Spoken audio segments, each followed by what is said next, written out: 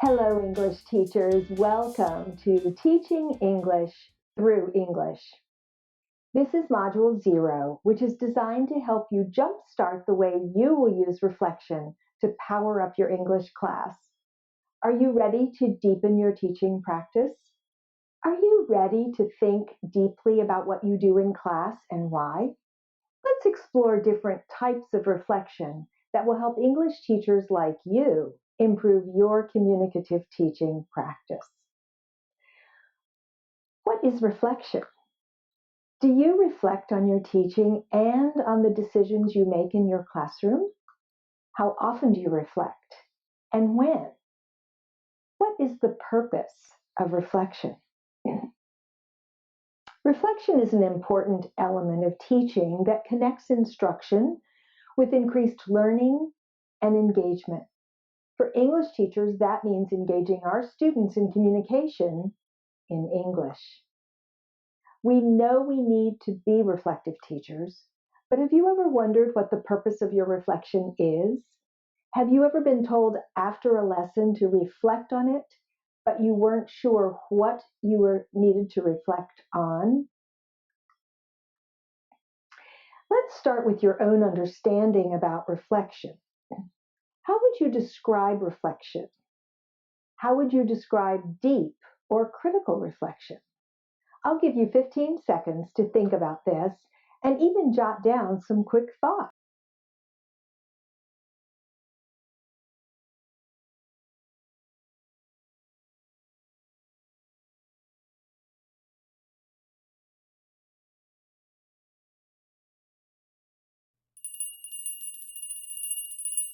Welcome back, everyone. If you need more time, just pause the video.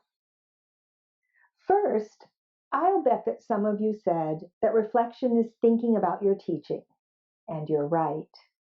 However, when you think about your teaching, what are you focusing on?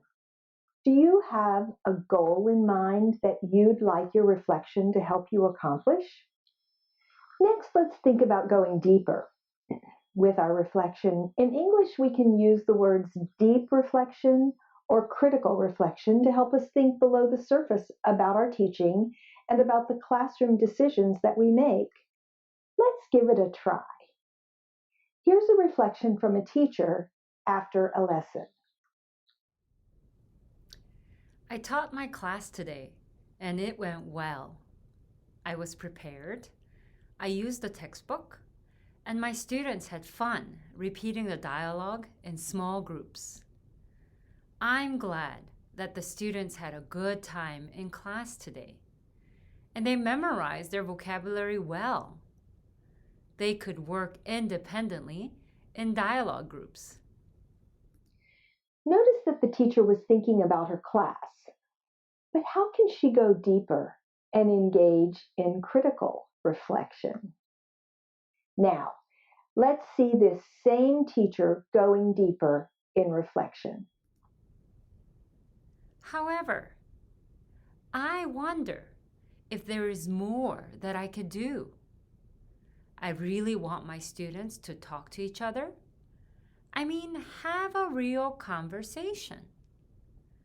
My lesson didn't seem to call them to ask their own questions or be creative in their answers. I wonder what I can do to change that. I want to make some changes because being able to communicate in a real way is a goal I have for my students. And I think they will see more of the benefits from their English learning if they can hold their own conversations. Do you see how the teacher went deeper by asking herself questions and identifying ways to make her classroom more communicative? And we can go even deeper. Let's get started and see how reflection might be folded into your teaching practice. Let's look at research that serves as a foundation for delving deeper into reflection.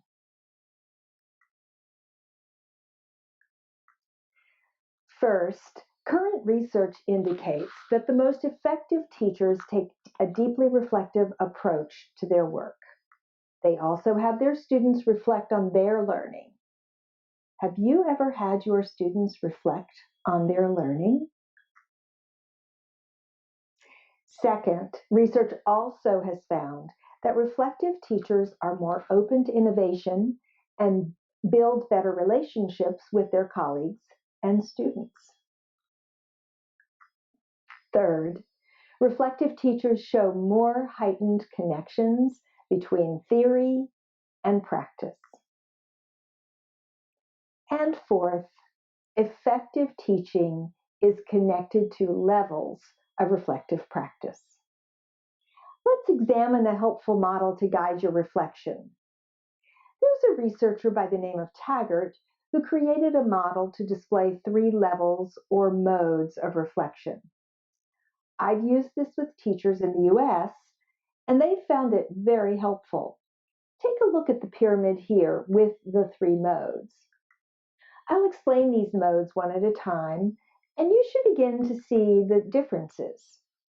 Starting from the bottom and working up, they are technical, contextual, and dialectical. The large area at the bottom of the pyramid is called the technical level or mode. Reflection at the technical level describes, labels, or explains observations. At this level, you might talk about student behavior or describe your lesson. You could reflect by listing activities or talking about your skills or competencies. As you can see, this mode of reflection is simple and descriptive. The middle level is called the contextual level or mode. Reflection at the contextual level connects activities or classroom practices to theory. At this level, you might look at alternative activities and choose them based on the needs of students. These choices are validated and supported by principles and research. The top level is called the dialectical level or mode. Reflection at the dialectical level questions existing practices and seeks to learn why certain actions were taken. At this level, you might ask yourself about whether your activities and practices meet students' needs and try to find out why or why not.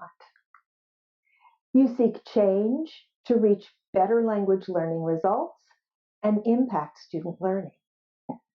Here, your purpose is the betterment of instructional practice, and reflection at this level helps you see your practice through the results of your teaching. This level also helps teachers move toward actions for change. That's a lot of information. But we want you to see that there are ways reflection can help you understand your teaching and your students' language learning better. Our reflection can be in the classroom while we're teaching, or it can be after we've taught a lesson. These 2 types of reflection can be thought of as reflection in action and reflection on action. We can think of it this way. When we reflect on action by connecting the results of our teaching to research, we can improve our decisions and our reflective actions in the classroom as we reflect in action. In other words, reflection should be part of our lives as educators all the time, before, during, and after class. Remember, deep and critical reflection will help you greet new teaching ideas and consider their impact on you and on your students.